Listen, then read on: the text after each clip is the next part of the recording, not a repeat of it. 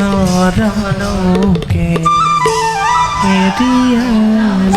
গিৰি হিমাচল তাৰ অনুপম গিৰিমালত ঠেকা খাই চঞ্চলা মন্দাকিনী অবিৰতভাৱে বৈ গৈছে পৃথিৱীলৈ।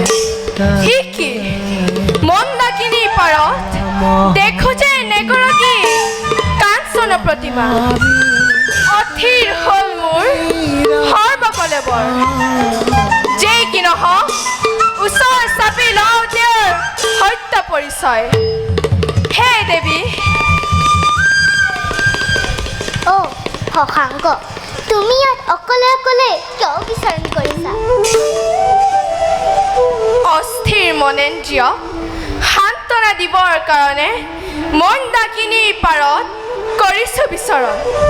সঁচাই শশাংক, অস্তমিত সূৰুজৰ দৃশ্য উপভোগ কৰা মোৰ বাবে বৰ তৃপ্তিকৰ।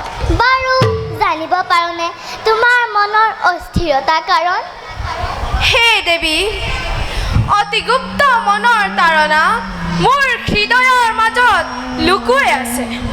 নতুনত্বক আদৰি লোৱা এক প্ৰবল হেঁপাহ। নহওঁ মই অবিশ্বাস্য, গুৰু বৃহস্পতিৰ পত্নী মই জগত বিদিত।